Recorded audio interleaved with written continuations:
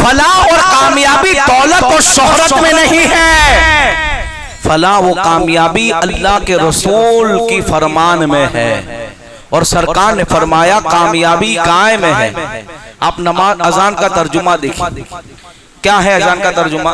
हैया अल सलाह, आओ नमाज की तरफ। और दूसरा जुमला क्या है? हैया अल फलाह, आओ कामयाबी की तरफ। गौर करें आप इस बात पे, नाकामी नमाज न छोड़ने में है। और कुरान अल्लाह के अजान के, अच्छा अभी मौज़िन अजान देता है 5 टाइम, कहता है आओ आओ, 5 वक्त कहता है अरे आओ। अभी एक आदमी खड़ा रह के चौराहे पे बुआ पड़े फजर शाम सुबह शाम, आओ मेरे पास ये आओ। एक दिन तो इंसान जागा के कहीं तो है, तो ये तो 5 टाइम कहता है आओ। कहाँ का? अल्लाह के घर की तरफ आओ, कामयाबी की तरफ आओ, नमाज की तरफ। हम इनसे पूछते हैं आप किसकी तरफ से ऐलान कर? कोई ऐलान होता है तो इसके पीछे मकसद होता है कि भाई किसने क्या, भाई आज ये होना चाहिए, तो किसका ऐलान है? तो कहा फला एमएलए का ऐलान। आज ये होना चाहिए, किसका ऐलान? कहा हमारे सीएम का ऐलान है। आज ये होना चाहिए, किसका ऐलान है? कहा हमारे बुजुर्गान दीन उलमा का ऐलान है। तो ये किसका ऐलान है? तो मैं कहता हूं ये अल्लाह का ऐलान है। तुम्हारे हर ऐलान के आदमी को ऐलान करके वहां जाना है, कब मकसद क्या, मुझे क्या मिलेगा? आदमी मकसद सोचता है। आदमी कोई चीज को लेने के लिए अपना मफाद और फायदा देखता है कि क्या फायदा है। मैं कहूं कि फला जगह जाता है, मेरा क्या फायदा होगा? फला जगह जाएगा, मेरा क्या फायदा? आदमी मफाद परस्त है, आदमी हर चीज में फायदा देखता है। तो लोग कहते हैं इसमें क्या है? मैं कहता हूं कामयाबी है। अगर दौलत की कामयाबी चाहिए तो नमाज पढ़ने आओ, अगर औलाद की कामयाबी चाहिए तो नमाज पढ़ने आओ, अगर इख्तिदार से लेकर दुनिया की हर नेमत की कामयाबी से लेकर उखरवी जिंदगी की कामयाबी हो, वो सब अल्लाह ने नमाज के अंदर रखा है। इसलिए अल्लाह के बंदों की जिंदगी देख के कभी उसे नमाज तर्क बल्कि सुन्नत या नफल भी नहीं हुई। हम गौस पाक के मानने वाले हैं और उनकी शान तो ये थी कि ईशा के अंदर नमाज पढ़ना शुरू कर देते तो फजर की अजान हो जाती। क्या उन्हें नहीं खबर थी?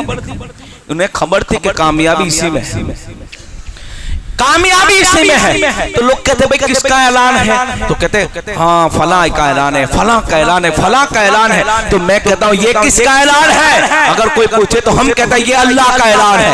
और पहले क्या बताया जाता है? पहले क्या होता है? जैसे कोई ऐलान हुआ तो हम कहते हैं कि फला की तरफ से, फला की तरफ से ये ऐलान है, आपको ये चीज करनी है, आपको आना है, ये सब करना है। ऐसे ही होता है ना। अभी दावतनामा तो क्या होता है?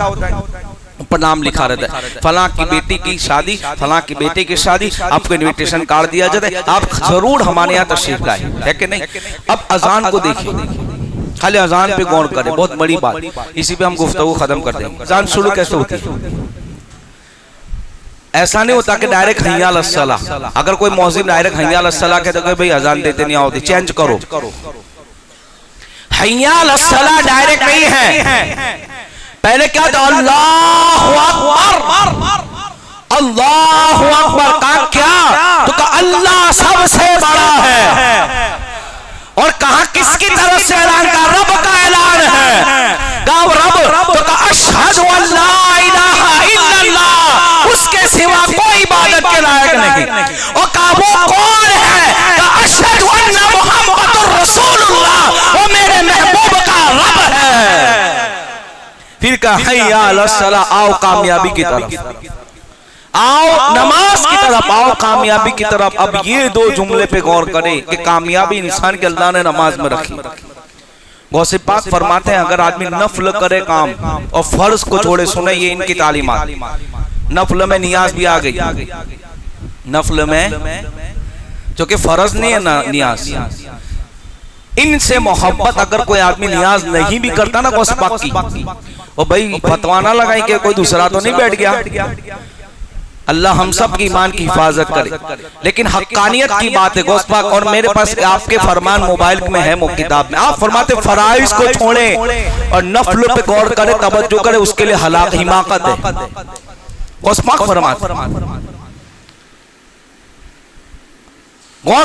फरमाते हिमाकत है उसके लिए कि जो फर्ज को छोड़ के नफल की तरफ तवज्जो दे। अरे यार जो अल्लाह वाले थे, अरे गौस पाक की शान तो क्या है मालूम आपको?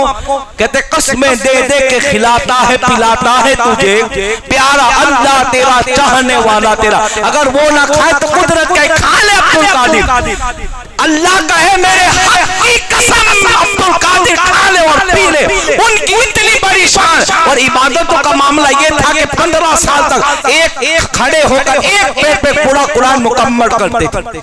आज हमारे पास 5 वक्त की नमाज का टाइम है, नियाज पकाने के अंदर खिलाने के अंदर फर्ज है, कोई मतलब नहीं है। फराइज की पाबंदी जरूर है और ये अल्लाह के वलियों की तालीमात है। गौस पाक फरमाते हैं अगर बेनमाजी मर जाए तो उसको कब्रिस्तान में मुसलमान के दफन भी ना करो। आज हम बिरादरी के कब्रिस्तान में लड़ाई करते हैं, लेकिन कभी ये नहीं देखा जाता कि ये क्या है, ये कौन है, इसका अमल क्या है। ये फरामीन है। और अजान को तो देख लो, कहां कामयाबी की तरह पाओ, कितनी कामयाबी है, कहा बहुत सारी कामयाबी, बहुत सारी, कितनी कामयाबी चाहिए। आदमी अगर रब चाहे तो तेरा पेट भी भर जाए। खाने से पेट भरता के पानी से?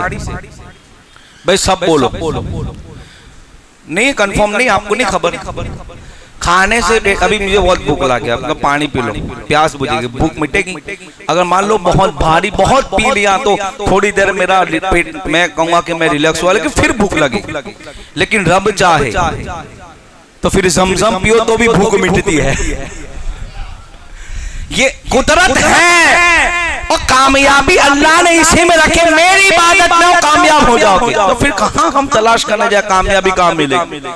ये हम हमारी अक्लों पे पर्दे पड़ गए कि हम कामयाबी दूसरी तरफ जा रहे। अल्लाह के वलियों की जिंदगी देखो और गौसे पाक की जिंदगी देखी, कहा कि मैंने वो इबादत की है जो कि मेरा असली मकसद है कि आपकी जात तो बाबरकत है कि आपका नाम भी ले लो तो मुसीबत चल जाए, और आप जब तक ना चाहे कोई आपका नाम भी नहीं ले सकता।